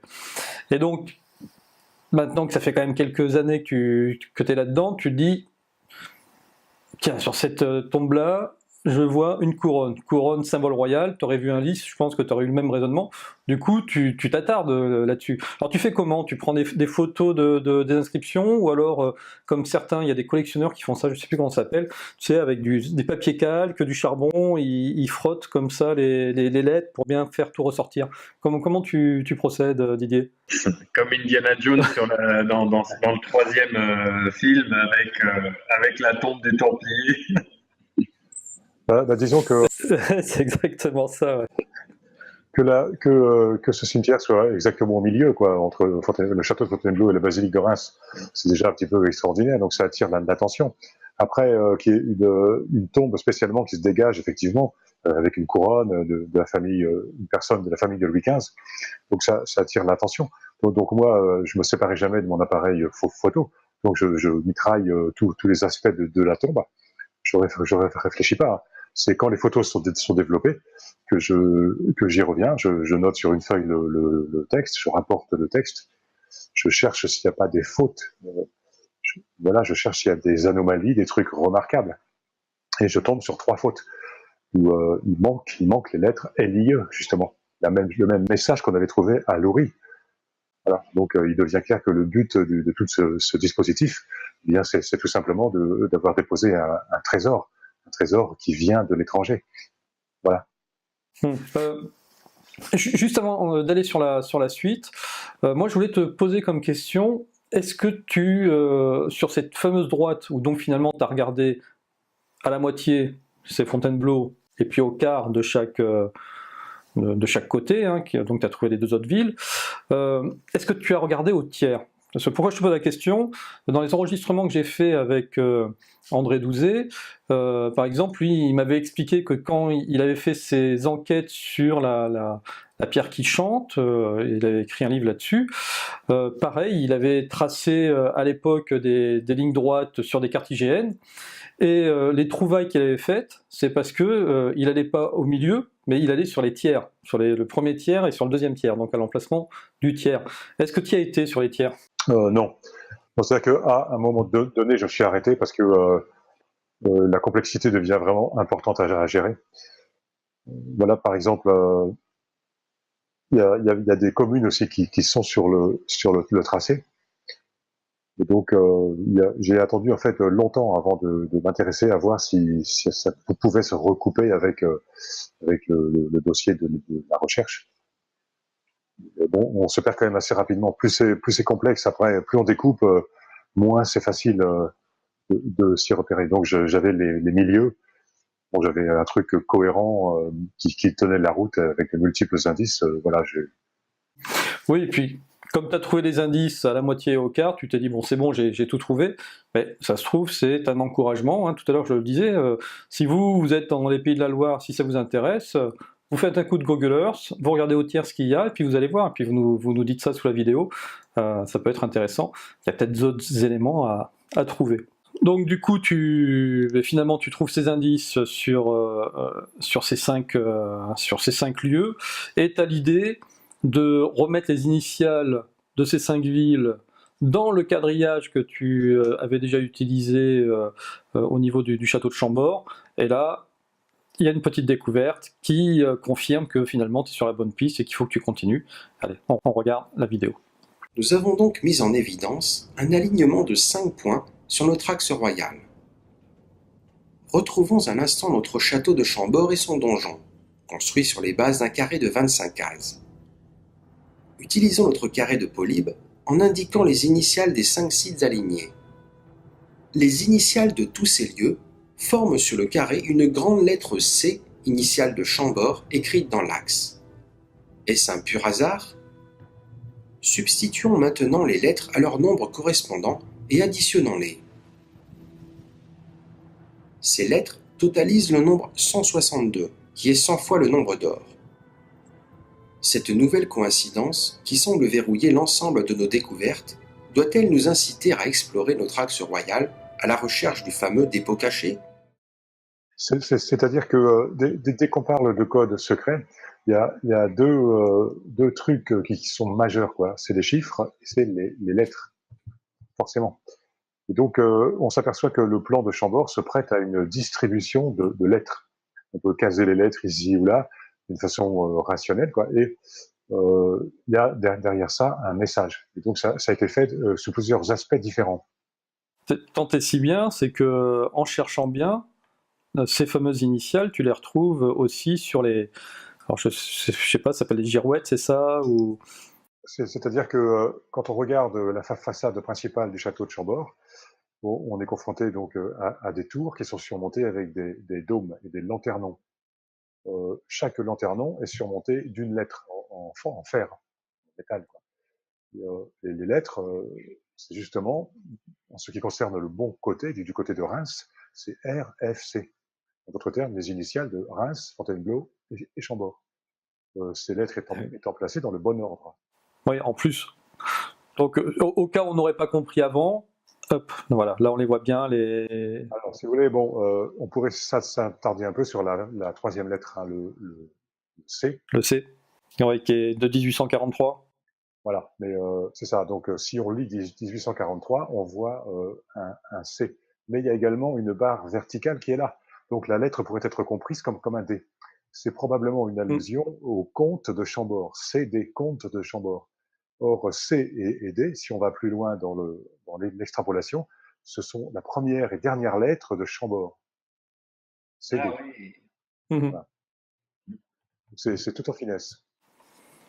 Alors, tiens, juste pour anticiper les remarques qu'on pourrait nous faire, là, on pourrait nous dire, oui, mais ton CD, là, il date du 19e siècle.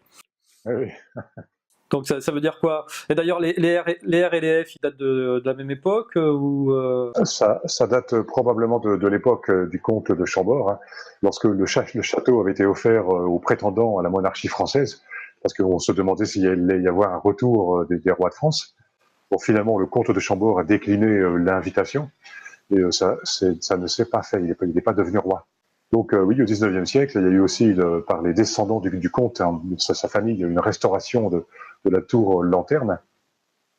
Donc on peut penser que ces gens-là étaient au courant du secret de François pour des raisons X ou Y, par exemple parce qu'ils appartenaient à une société secrète qui le savait. Il faut bien voir que la veuve du comte de Chambord apparaît dans l'affaire de Rennes-le-Château, hein, parce qu'elle a donné, je crois, 3000 francs or à l'abbé Saunière. Ah oui, c'est vrai. Il y a des affinités entre l'affaire François Ier et l'affaire de Rennes-le-Château. C'est en fait la même affaire, quoi. Voilà, on pourrait... c'est-à-dire qu'il y a sur la carte une disposition, sur la France, une disposition cartographique. Il y a des lieux comme ça, des églises qui ne sont pas posées n'importe où. Et voilà, certaines églises recèlent dans la crypte des objets, des trésors, des trésors culturels. Et l'abbé Saunière avait mis la main sur l'un d'entre eux, quoi, manifestement. Tout à fait. Alors là aussi, les personnes qui voudraient un petit peu mettre à mal ta théorie pourraient dire oui, mais RFD, en fait, il a voulu mettre roi de France, et puis ils l'ont mis un peu... Bon, sauf que le D, il n'est pas au milieu. Ah. Ça, c'est constant. Il y a sans arrêt une explication bien rassurante, bien pépère. Non, il n'y a pas de code. Et tout est explicable sans remise en cause. Il n'y a pas de message codé. Ça, c'est constant. Pour les historiens qui étudient le château de Chambord, le château n'est pas codé. Hein, il y a simplement ils ont changé le plan en cours de construction. Donc comme ça, ils n'ont pas besoin de faire une vaste remise en cause. Ils n'ont pas besoin de plonger dans le code. Le code n'existe pas. Et voilà. On peut dire aussi que ce genre de dossier, quoi, ce secret, ce codage ne peut pas convaincre tout le monde par son côté novateur. Parce qu'il faut une personnalité suffisamment prête à ça, voilà, qui est suffisamment émancipée des canons culturels, de la télévision, des magazines, mais une personnalité qui soit prête à accoster quelque chose de vraiment nouveau. Tout le monde ne peut pas le faire, quoi. Parce que il n'y a pas de grand diplômé avec un diplôme en béton et tout qui va dire oui, je certifie que c'est vrai. Et si c'est pas ça, il y a des millions de gens qui pourront pas le croire. Ça leur sera pas accessible. Donc on a vu que donc sur le toit de Chambord, on a les initiales des 3 villes, mais on a aussi d'autres inscriptions qui apparaissent sur une partie des façades de Chambord, et qui sont les initiales FRF, que les historiens ont traduit par François, roi de France. Tout à fait. C'est comme disait tout à l'heure Didier, c'est une façon rassurante de traduire les choses, mais on peut en décoder une autre, puisque les initiales sur les girouettes nous indiquaient des villes. Et ben pourquoi pas imaginer là encore des initiales qui nous indiquent des villes, donc Fontainebleau pour le premier F et Reims pour la seconde lettre, et F pour une troisième. Ah, une ville qu'on n'aurait pas encore découverte? Tout à fait. Une ville mystérieuse. La ville mystérieuse. Alors, La ville mystérieuse. Allez, si je résume un petit peu où est-ce qu'on en est. On sait qu'il y a un puzzle, un jeu de pistes qui a été mis en place par des initiés, par une espèce de société secrète, que ça se trouve pour le moment sur un axe Fontainebleau, Chambord, Reims, ou Chambord, Fontainebleau, Reims. On sait que c'est un trésor, et là on apprend qu'il y aurait une troisième ville à trouver grâce à ces initiales FRF. Donc, allez, on va regarder la suite d'un petit extrait donc, je vous le rappelle, hein, c'est le DVD Le secret de François Ier, et on commente juste après. Nous l'avouons, nous avons une autre révélation à vous faire. Pour cela, retrouvons le sommet de notre axe, la basilique Saint-Remi de Reims. Loin du foisonnement ornemental de la cathédrale voisine, la façade romane de la basilique Saint-Remi apparaît quelque peu dépouillée. Ici, seuls Saint-Remi et Saint-Pierre ont eu la faveur des architectes. Si la façade et les deux statues ne datent pas de l'époque Renaissance mais du XIIe siècle, elles stimulent cependant nos qualités intuitives. Nous constatons que le buste de Saint-Pierre n'est pas parfaitement parallèle à la façade. En effet, le regard du saint est tourné vers une direction que nous connaissons bien, puisque c'est de là que nous venons, le sud-ouest, c'est-à-dire notre fameux axe royal, Chambord, Fontainebleau, Reims.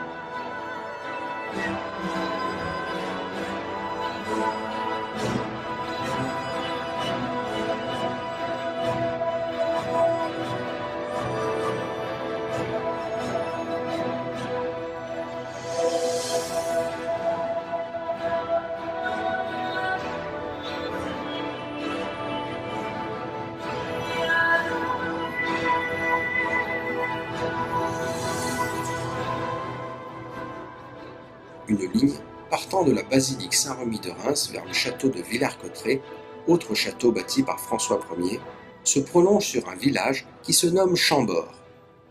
L'angle ainsi ouvert est de 45 degrés, alors que le premier axe était également incliné de 45 degrés. Autre élément remarquable, le rapport des deux branches fait 1,6, soit presque le nombre d'or. Ouais.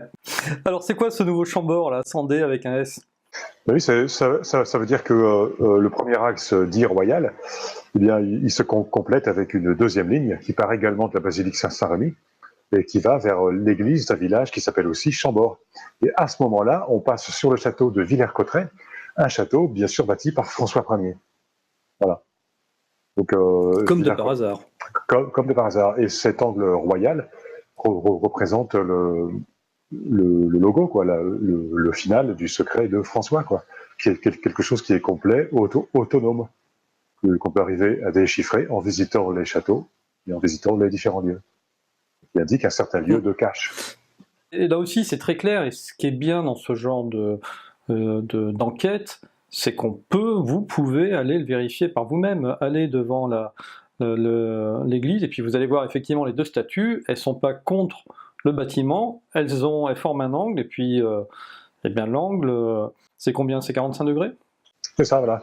Aussi bien la première ligne qu'on a vue, elle montait à 45 degrés sur l'horizontale, de la basilique, ça repart vers le deuxième Chambord à 45 degrés. Ouais, personnellement, moi, pour le vérifier, j'ai envoyé mes personnages, ils y sont allés, et puis dans le bouquin, ils vérifient tout ça eux-mêmes. Et quand je suis arrivé à la fin du bouquin, j'avais ma démonstration qui était faite. Ça, c'est génial, d'avoir des avatars qui travaillent pour soi. Voilà, c'est ça. On crée ses propres prospecteurs. Bon, bien sûr, j'avais fait le chemin avant eux et Didier avant moi. Et une partie du chemin d'ailleurs, je l'ai fait avec Didier et je le remercie parce que on a beaucoup collaboré et travaillé ensemble sur mon roman. Et il m'a aussi fourni des éléments qui sont pas dans son livre à l'origine, qui ont permis d'enrichir encore plus de manière on va dire, un peu inédite, mon roman par rapport à ce qu'il avait fait. Et je remercie beaucoup Didier pour tout le soutien qu'il m'a apporté durant la rédaction de mon roman. Bah écoute, je te remercie d'avoir écrit ce roman qui m'a apporté beaucoup de joie, parce que non seulement il est tout à fait respectueux des indices du secret de François Ier, hein, il n'y a que du vrai qui est vérifiable sur place, mais en plus, tu as eu la capacité, quoi, le talent de vendre ton livre très, très correctement, hein, et, voilà, et d'avoir le soutien de magazines très importants, ce qui paraissait pas gagné sur le papier. Bon, c'était la minute congratulation, voilà, c'est fait. Voilà. Et puis merci messieurs, allez j'en profite moi aussi, de venir nous expliquer vraiment cette affaire passionnante sur Miasme TV, c'est génial. Alors par contre, pour ceux qui ont tout suivi depuis le début, là ils sont en train de se dire, ouais mais attends Antoine, tu nous as dit qu'il y avait une troisième ville qui commence par un F, et puis sur la droite qu'on vient de voir, on n'a pas vu de ville qui commence par un F. Allez, je vous la montre, c'est celle-ci. Comment on y arrive à celle-ci? À Fénieux. Voilà. C'est quoi Fénieux? Tout simplement, donc voilà l'angle royal, et on se rend compte que au milieu justement de la branche horizontale de l'angle, entre Chambors et la basilique de Reims, eh bien, il y a le village qui s'appelle Fénieux. Donc c'est forcément interpellant, comme l'était le Loury, comme l'était le cimetière de Saint-Barthélemy. Et donc on prend sa petite voiture et on va voir ce qui se passe à Fénieux. Et oui, parce que Villers-Cotterêts n'est pas au milieu en fait, il est un petit peu décalé effectivement. Très légèrement décalé. Ouais. Donc petite voiture jusqu'à Fénieux, c'est joli Fénieux? Non, c'est quelconque, c'est sûrement un bloc de calcaire en sous-sol, il y a une carrière de pierre, il y a une église. Et aussi, il y a une cave dont le plan est très mystérieux, la cave de Fénieux, qui a la forme d'un F inversé. Voilà, et donc et là, on se dit, bingo, une lumière s'allume, et on se dit, voilà, cette cave a forcément un rapport avec toute l'affaire. De fil en aiguille, on comprend, par des preuves qu'on n'a pas le temps d'énoncer maintenant, que c'est à Fénieux que se dénoue tout le dossier. Alors attends, parce que là du coup, on a l'impression d'avoir été super rapide sur cet indice-là. Ton F à l'envers, tu le vois où exactement à Fénieux? Il y a une cave d'époque de la Renaissance à Fénieux.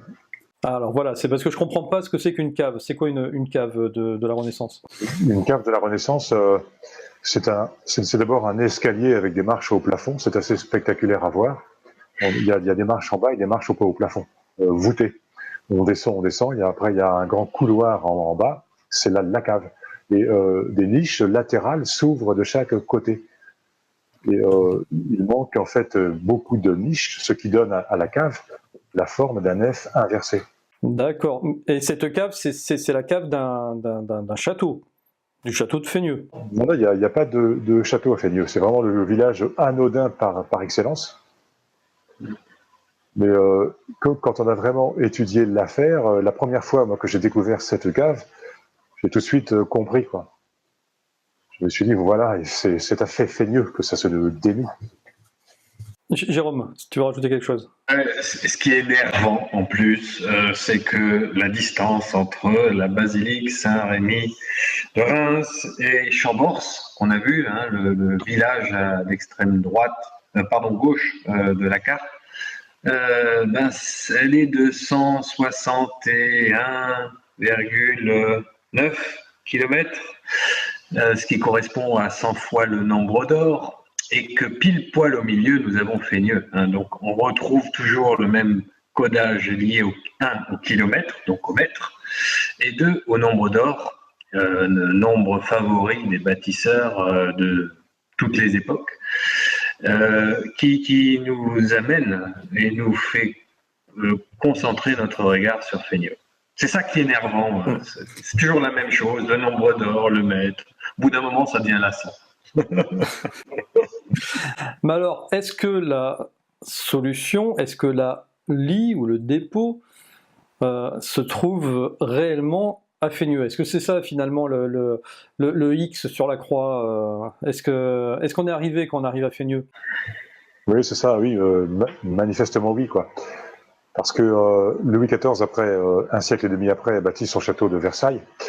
Et donc, il s'est arrangé quoi, pour perpétuer, prolonger le code de son ancêtre François. Et donc, bon, je ne sais pas si on va le développer, mais c'est merveilleux, quoi. Il a placé son château de Versailles pour indiquer Fénieux, quoi.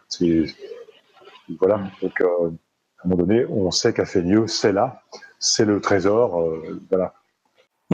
Mais si je suis mon raisonnement, tout à l'heure, on a vu que finalement, il n'y avait pas forcément un sens pour pouvoir tirer sur un des fils de la pelote qui nous amène à remonter le mystère.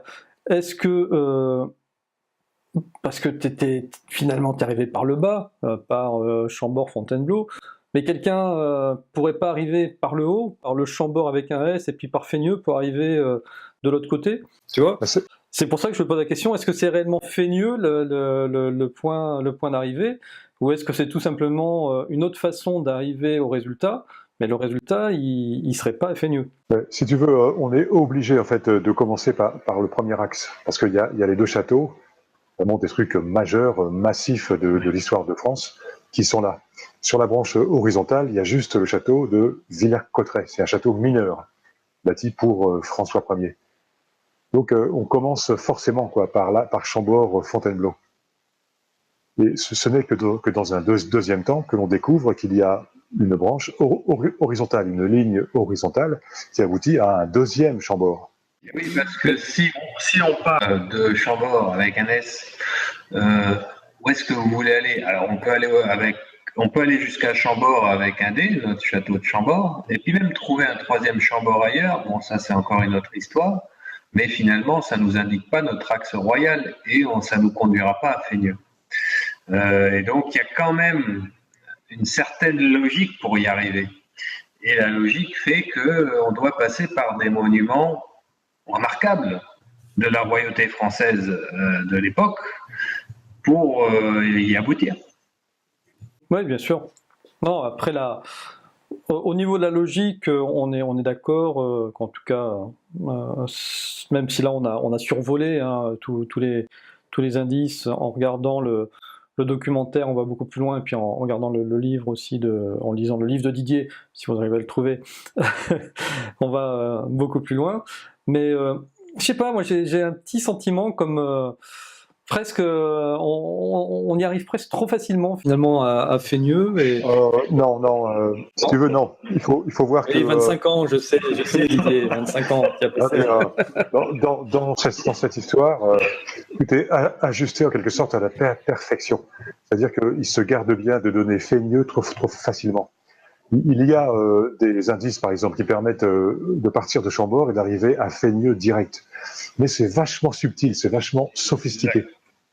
Et, il se garde bien que la déduction soit trop facile à faire. Et ça, ils ne le font jamais. Il faut avoir vraiment plusieurs pièces de puzzle quoi, pour arriver à monter le truc. Sinon, tu ne peux pas y arriver. C'est impossible. Tu ne peux pas direct arriver à Fénieux comme ça. Bien sûr. Après, voilà, c'est toujours pareil. Une fois qu'on sait la solution, c'est toujours plus facile de pouvoir reconstituer le puzzle. C'est un peu le même mécanisme que j'ai utilisé pour faire mon roman. Je me suis dit, il faut quand même un déroulé chronologique, à la fois dans le temps pour les personnages et l'intrigue, mais à la fois géographiquement, pour pas faire quelque chose de trop décousu. Ils vont pas commencer à Chambord avec un S pour passer par Reims, en descendant par Chambord avec un D, en remontant par Louis. Il fallait qu'il y ait quelque chose de facilement, qu'on pouvait suivre facilement. Et donc, je suis parti de Chambord, comme on l'a fait dans cette émission, pour aboutir jusqu'à Chambord avec un S, en revenant à Fénieux au milieu. Donc, pour comprendre les choses, il faut quand même un certain ordre. Ouais, non, mais c'est tout à fait exact et de toute manière, encore une fois, le raisonnement il est logique. Alors, on est content, on a trouvé Feigneux, l'endroit où est caché donc ce fameux trésor. Alors, ce fameux trésor, est-ce qu'on a une idée de ce que c'est?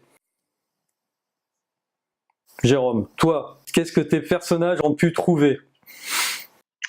Moi, j'ai l'avantage, contrairement à un archéologue ou bien une personne comme Didier qui fait des recherches dans la réalité, moi je fais des recherches dans le virtuel, donc j'ai le droit d'imaginer ce que je veux euh, à l'issue de toute cette affaire.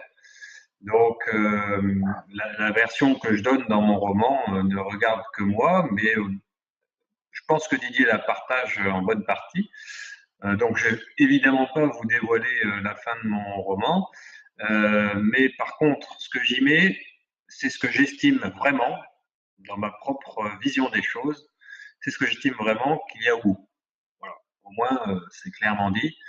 Ce qui fait que la fin de mon roman est assez ésotérique, très ésotérique même, et qui lui donne une dimension tout à fait originale par rapport à des romans, on va dire, américains qui sont toujours un peu dans le même moule, hein, soit qui dévoilent pas ce qu'il y a au bout, qui gardent le mystère, soit qui dévoilent un truc, mais finalement on est un peu déçu.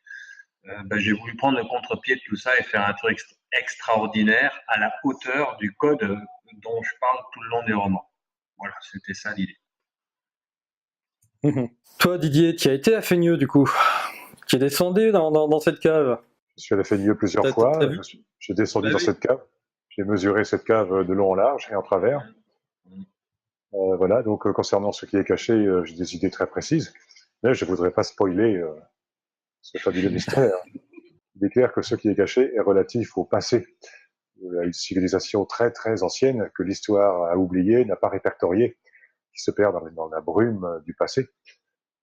Voilà, donc quelque chose qui est une civilisation antédiluvienne, qui aurait laissé des connaissances ou des preuves de son existence que les rois de France possédaient, et qui seront retrouvés dans le futur et qui provoqueront une certaine surprise. Une certaine élévation de conscience globale. Exactement. Et donc, il n'était pas possible jusqu'à ce que l'humanité, entre guillemets, soit prête à la recevoir. J'invite juste à la réflexion par rapport à cette conclusion. Celle que j'ai pu mettre dans mon roman, c'est simplement de dire que Didier Colac, alors je ne le cite pas comme ça, mais il y a eu des demandes de fouilles de fait par Didier sur Feigneux qui ont été évidemment, comme vous pouvez vous l'imaginer, ignorées. Et donc, on ne sait pas dans la réalité ce qui est au bout de cette affaire aujourd'hui. Donc, évidemment, cette émission ne doit pas inviter des chercheurs de trésors fous avec leur pelle à venir creuser des trous partout dans Feigneux.